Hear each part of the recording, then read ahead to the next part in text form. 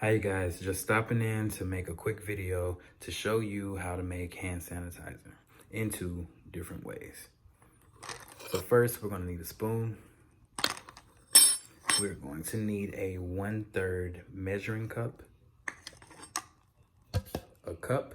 If you don't have a cup, use a bowl, but I would prefer a cup because it pours easier. Then need a funnel. I need something to put it in. I have these for when they go empty. I'll fill those up. But your main ingredient is going to be alcohol. So here I have a 91% alcohol. You want an alcohol that is 90% or higher.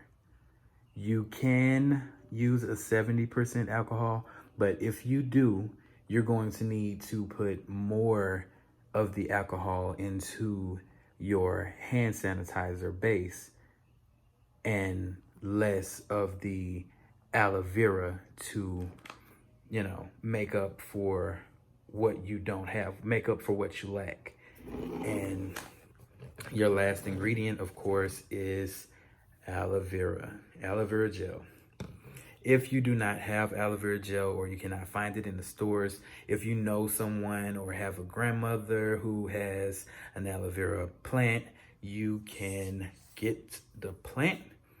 And I'm going to show you how to extract the gel from here and make aloe vera juice. Here we have all of our ingredients for our hand sanitizer. So I'm gonna go ahead and move this out of the way. And we're gonna need first 2 of the 1/3 cups of alcohol.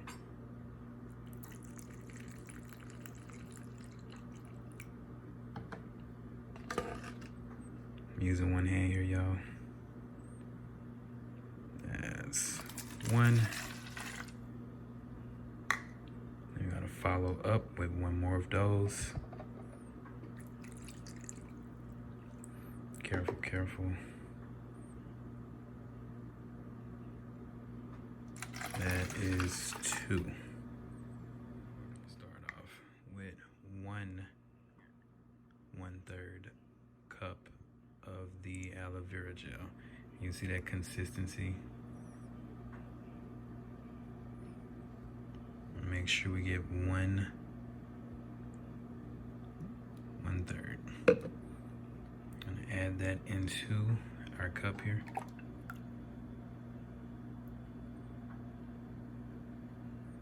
So we're back and we have the alcohol and the aloe vera in the bottle.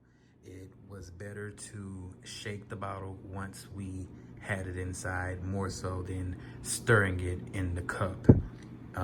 It mixed better when you shook it.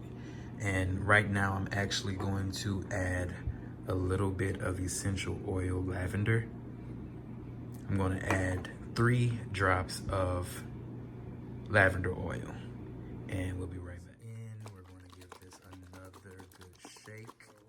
The alcohol, it does dry out your hands, but the aloe vera is what counteracts that in moisturizing your hands.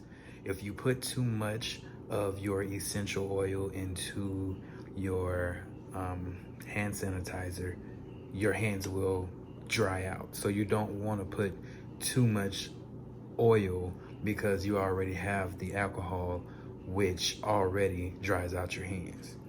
So here's the consistency. It's not that bad actually. And I'm gonna rub that in.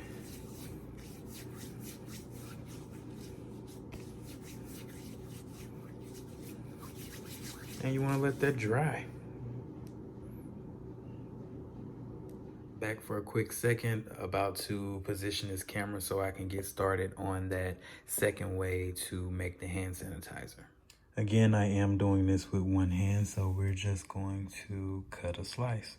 So now we have our slice. As you can see, the plant, it has its spikes on the side.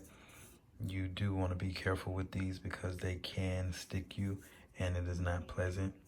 As you can see, there's the gel that we need from the inside. And what we're gonna do is we're gonna cut off these prickly sides. Now that we've removed these spikes from both sides, we're going to remove the rest of the outer base of the plant. Okay, now that we have both of those sides removed, this is what we came for. We are going to cut it into sections.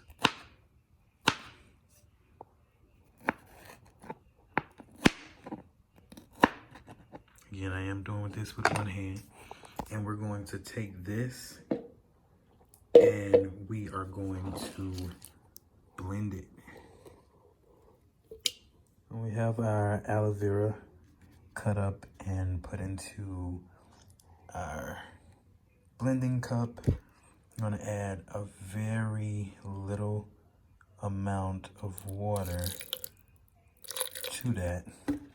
And we're gonna give this a good blend. We're gonna strain it, and then we're going to strain it again. After we finish straining it, we have our aloe vera gel, and you go through the same procedures that you did earlier with the actual gel. So here we are at the end of the video, guys. What we do not use of the aloe vera plant, you can put aluminum foil on your end, just like that. Put that in your refrigerator and you can use it later on. It should be good for about maybe another week or so. And also with your open aloe vera gel bottle, put this in the refrigerator as well, because while it's closed, you can leave it out as long as you want. But now that it's open, it needs to go in the refrigerator to make sure it keeps its freshness. But that's it, you guys. It's how you make hand sanitizer. I hope I've been helpful in the making of this video. We need each other more than we probably think that we do.